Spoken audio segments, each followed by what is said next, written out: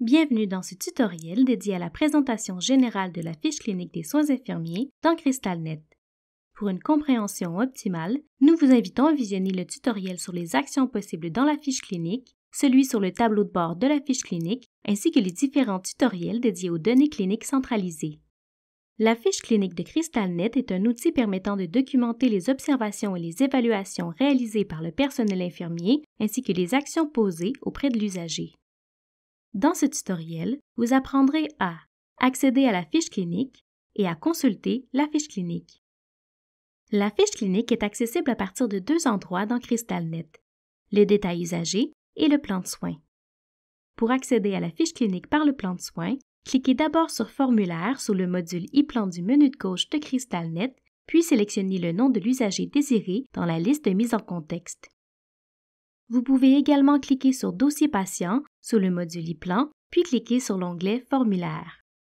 Dans l'onglet Formulaire, vous verrez s'afficher la liste des formulaires disponibles. Cliquez sur Fiche clinique.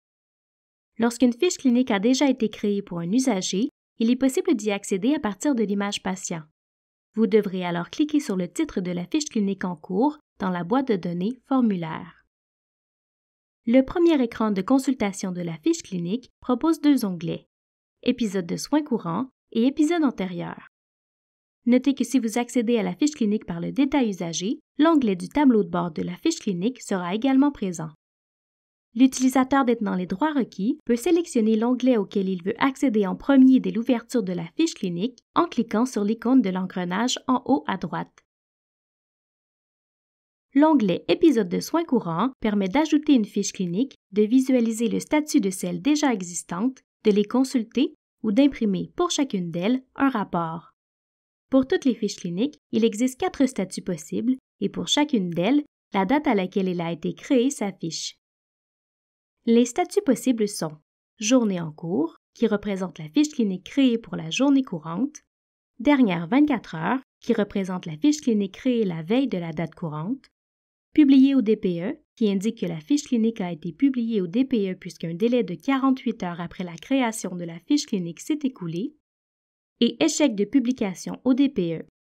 Dans ce dernier cas, l'utilisateur peut cliquer sur le bouton à droite du statut pour que ce dernier se modifie en attente de publication au DPE. Une entrée est alors ajoutée dans l'ordonnanceur pour publier immédiatement la fiche clinique. L'utilisateur détenant les droits requis peut cliquer sur ce bouton pour publier toutes les fiches en échec d'un seul coup. L'onglet Épisode antérieur affiche la liste des fiches cliniques existantes liées aux hospitalisations antérieures de l'usager. Cliquer sur le statut de l'une de ces fiches cliniques existantes permet d'accéder à la fiche clinique, soit pour la consulter ou, si cela est possible, pour y effectuer des modifications ou des suppressions. L'écran de consultation qui s'affiche est divisé en 3 parties. L'identification de l'usager, notez que par défaut, l'entête de l'usager est fermée. Vous pouvez cliquer sur le chevron à droite afin de l'ouvrir pour obtenir plus d'informations.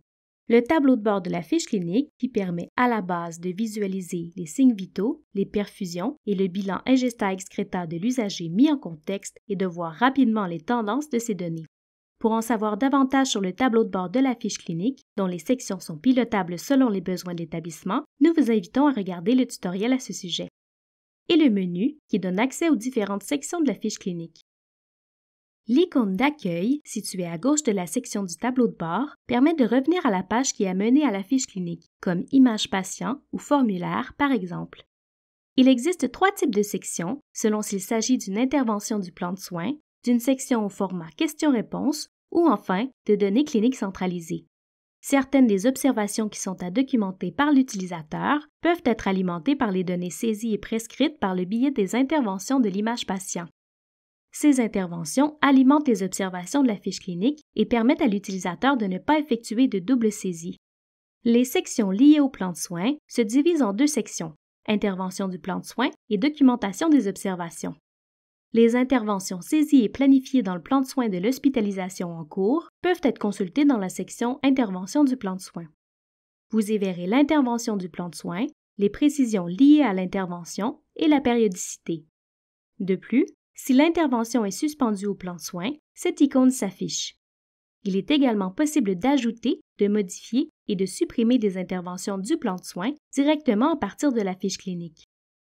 Cette section affiche la documentation des observations, des résultats d'évaluation, des actions, des traitements et des interventions que l'intervenant a réalisées auprès de l'usager au cours de la journée. Il est possible de filtrer les interventions documentées et les éléments en lien avec celles-ci. Le nombre d'observations affichées et le nombre total d'observations selon les filtres appliqués sont indiqués au haut du tableau. Les observations s'affichent selon l'heure à laquelle elles ont été ajoutées, de la plus récente à la plus ancienne. Vous pouvez cliquer sur le chevron à gauche d'une heure pour afficher ou masquer la vue structurée des observations saisies pour cette heure. Pour réinitialiser le filtre et revenir à l'affichage par défaut, cliquez sur cette icône. Il est aussi possible, grâce à ces 3 icônes, de modifier la hauteur des lignes du tableau afin de voir davantage d'observations ou d'en améliorer la lisibilité. Cette icône, quant à elle, permet de rafraîchir les observations du tableau selon les filtres sélectionnés. L'icône suivante permet d'inverser l'ordre d'affichage des observations. Les sections au format questions-réponses se présentent différemment de celles liées aux interventions du plan de soins. Seule la section Documentation des observations s'affiche car il n'y a pas de lien avec le plan de soins pour ce type de section. Le fonctionnement de cette section est la même que celui de la section précédente. Pour en savoir davantage sur les sections dédiées aux données cliniques centralisées, nous vous invitons à visionner les différents tutoriels à ce sujet.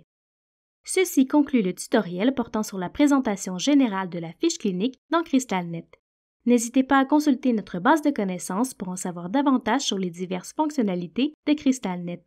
Nous vous invitons également à visionner nos autres tutoriels, disponibles à la fois sur notre chaîne YouTube, sur notre site Web et sur notre base de connaissances.